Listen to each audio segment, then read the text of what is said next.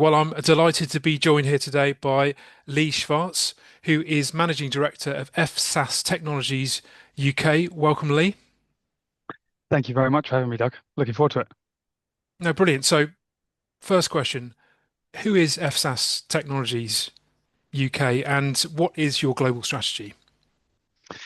Sure. So, Fsas Technologies is the new name or new iteration for Fujitsu's product business. So, still very much part of the Fujitsu group, 100% owned company. But Fsas Technologies has a full focus now on data center infrastructure and advanced computing, which is, I'm sure, something we'll get onto as part of the conversation. The history here stems back to Fujitsu Siemens computers. That's where we began, and we've gone through many iterations over the last 20 plus years of different names and different things. But this kind of the separation follows the Fujitsu Group global strategy to sort of separating its services and its product businesses. And Japan sort of led the way, obviously our home market in 2024. Most of the rest of Europe separated in 2025, and we just went live in the UK 2 days ago. So we're really, really fresh. So we've basically been following that strategy over the last couple of years. And the purpose really is to allow for focus. So both focusing on our product business, our core technology innovation, as well as something which I think we can really improve on and do better is bringing the fantastic innovations we have in our R&D and our research labs in Japan into our products and into customers in the European region. So with focus, it's about speed for me as well. And there's probably two areas we're trying to move a little bit faster. The first is definitely that product innovation piece. So how do we connect a little bit better some of the great stuff, as I say, we have in our home market and bring it out in other regions. But secondly, as well, being a bit faster in the partnerships that are needed within our products business.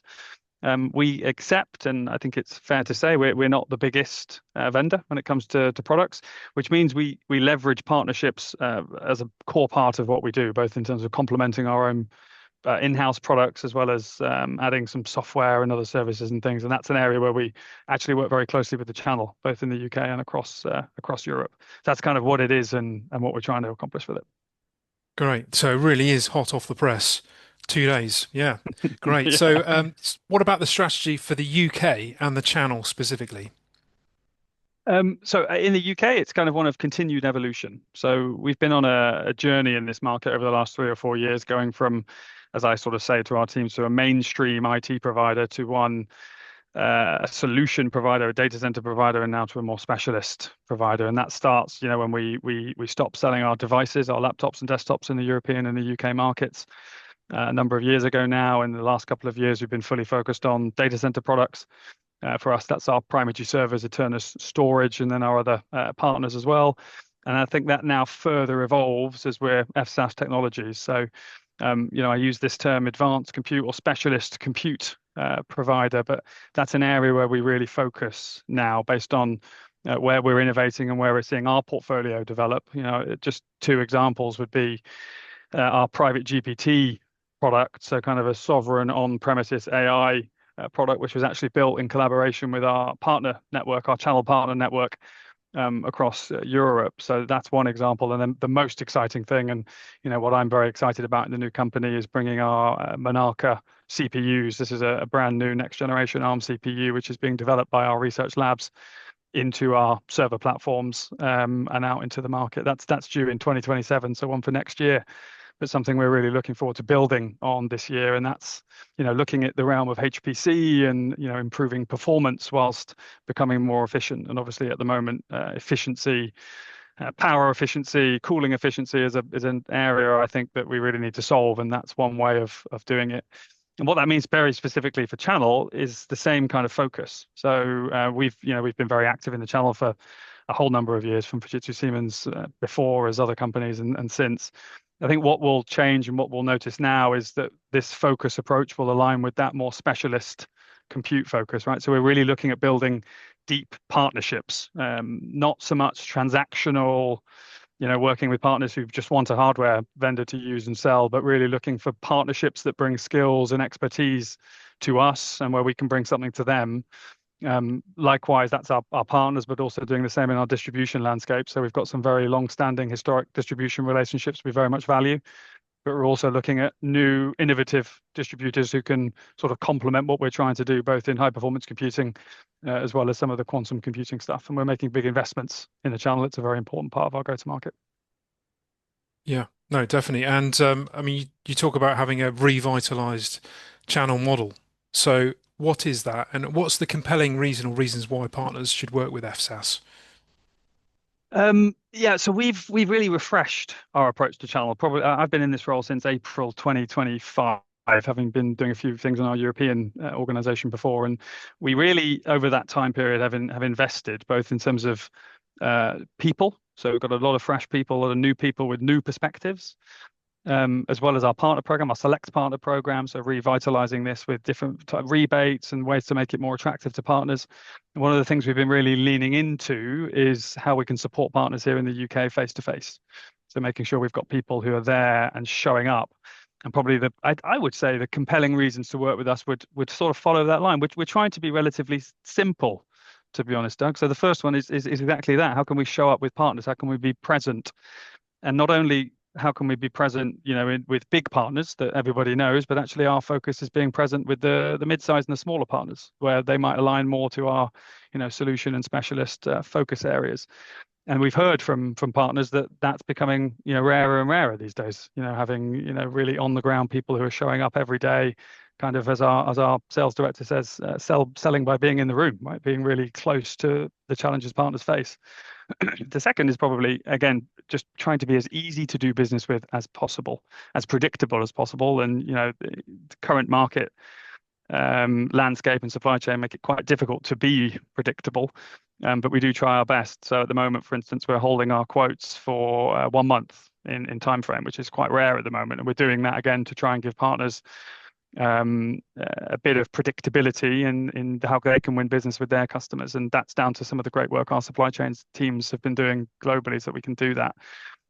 As well, sort of complementing that, probably just two other things would be sort of the resources and the program. So not only are we investing in our channel partner team, so we've got people with partners, but also our specialists to complement that, in terms of end user specialists, vertical specialists, as well as technical specialists, in realms like HPC and quantum, for instance. You need people who know what they're talking about.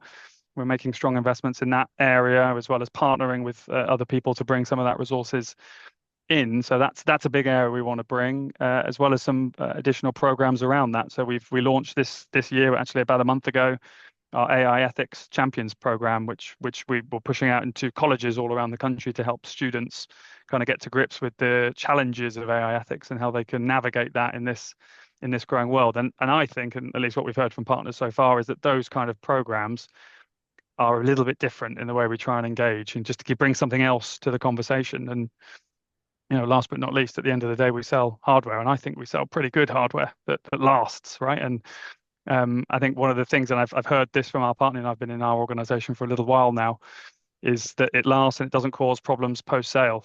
Two quotes I was thinking about before this conversation, two really from partners. I didn't make these up.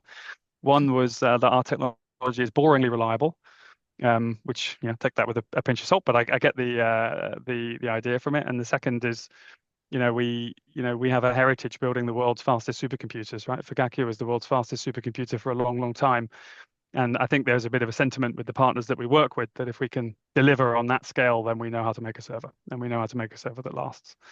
And in the instances where we do have issues, our support teams are based here in the UK and staffed by people who really know what they're doing. So we try and bring a bit of a few things there, probably a little bit detailed, but it's I think across the spectrum is the reason why we're compelling. It's not one or other thing. It's a combination of those factors.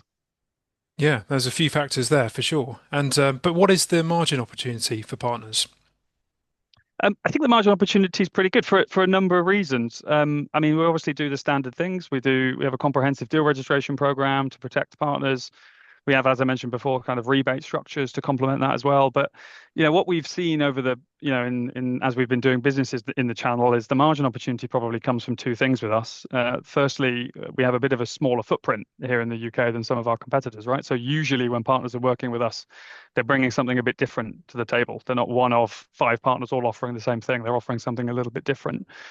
And secondly, I think it kind of aligns with what I started with in terms of our focus, right? I think the best way for partners to earn margin, and also for to add more value is to work on more complex and solution orientated projects with innovative technologies in, right? That's I think the best way to do it. And if I look at that aligns very nicely to our goals. So you won't, partners won't find our technical teams and our sales teams just providing standard bill of materials, for instance, and then saying over to you, you do the rest, right? We will support as much as is needed across the full stack so that partners can really take as much of that solution piece as they want to. And I think we can help with a large portion of it.